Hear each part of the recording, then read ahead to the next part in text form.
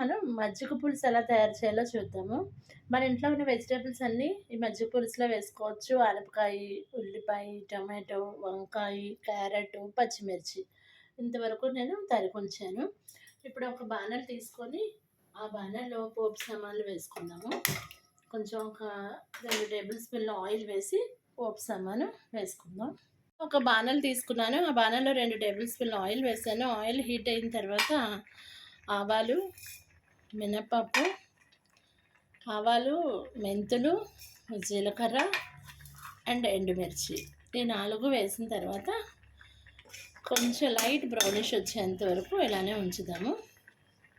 మళ్ళీ ఒకసారి చెప్తున్నాను. 2 టేబుల్ స్పూన్ల ఆయిల్ వేసుకున్నాను. ఆయిల్ తర్వాత ఒక 1/2 టేబుల్ స్పూను ఆవాలు, 1/2 టేబుల్ స్పూన్ మెంతులు, ఒక 1/2 టేబుల్ స్పూన్ జీలకర్ర అండ్ ఒక ఎండుమిర్చి ఇవి వేసి కొంచెం వేగనించాను. లైట్ బ్రౌనిష్ వచ్చేంత వరకు వేగనిద్దాము. పోపు ఇలాగా లైట్ బ్రౌనిష్ వచ్చేంత వరకు వేయించుకున్న తర్వాత మనం తరిగి పెట్టుకున్న ఆనపకాయ ముక్కల్ని వేసేద్దాము. తర్వాత అలానే 1 బై 1 ఉల్లిపాయ అండ్ క్యారెట్, వంకాయ, టమాటో, పచ్చిమిర్చి ఇవన్నీ కూడా 1 బై 1 వేసుకున్నాము బాణల్లో.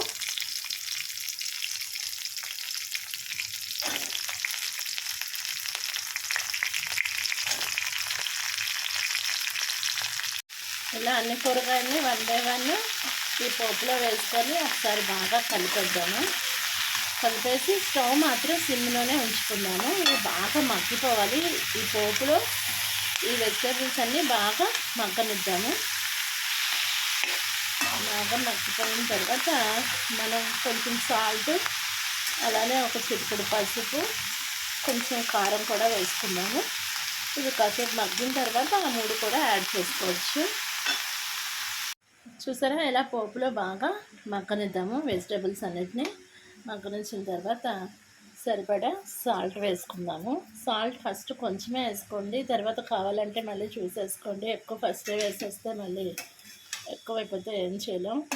ఇది శనగపిండి కూడా మజ్జిగలో శనగపిండి కలిపి ఇది బాగా ఉడికిన తర్వాత మగ్గిపోయిన తర్వాత వేస్తాం కాబట్టి సాల్ట్ కొంచెం ఎక్కువే పడుతుంది.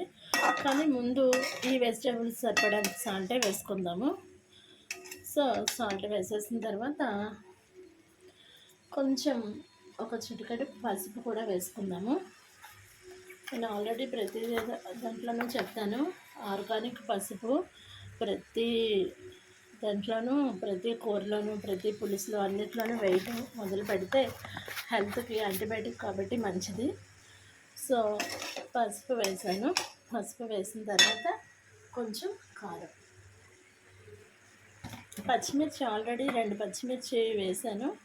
కారం కూడా కొంచెం వేసుకుందాము. వేసి మళ్ళీ బాగా కలిపేసి ఇలానే ఉంచేద్దాం. ఇది బాగా మగ్గుతుంది. పోపులో బాగా మగ్గితే అంత టేస్టీగా వస్తుంది మజ్జిగ పులుసు. సో బాగా మగ్గనిద్దాము. ఈ పచ్చి అంతా లేకుండా బాగా మగ్గిపోతుంది.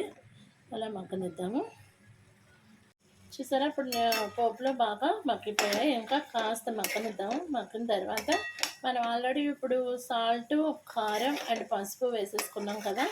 ఇప్పుడు మనం ఏం చేస్తామంటే శనగపిండి తీసుకొని ఆ శనగపిండిలో కొంచెం మజ్జిగ కలిపేసి మళ్ళీ దాంట్లో కూడా కొంచెం సాల్ట్ వేసుకొని, అంటే ఆ మజ్జిగకి శనగపిండికి ఎంత సాల్ట్ పడుతుందో అంత సాల్ట్ వేసేసుకొని అది ఆ లిక్విడ్ తీసుకొచ్చి ఇందులో వేసి బాగా ఉడకనివ్వాలి. అంటే మజ్జిగ పులుసు రెడీ అయిపోతుంది.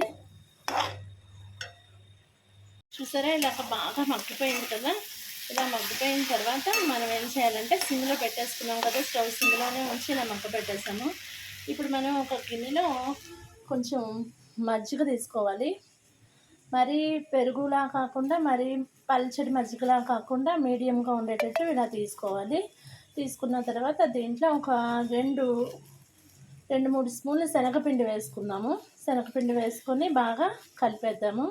కలిపేసి దీంట్లో కూడా కొంచెం సాల్ట్ వేసుకుందాం.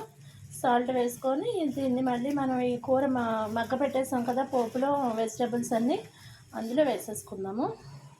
చూసారా, ఇలాగ పెరుగు తీసుకున్నాం కదా. ఈ పెరుగులో అంటే పెరుగు కాదు, మజ్జిగ కాదు, అలాగా మీడియం ఉన్నట్టు తీసుకోవాలి. మరి కట్ట పెరుగు కాకుండా. అయితే దీంట్లో ఒక 3 స్పూన్లు శనగపిండి వేసేసాను.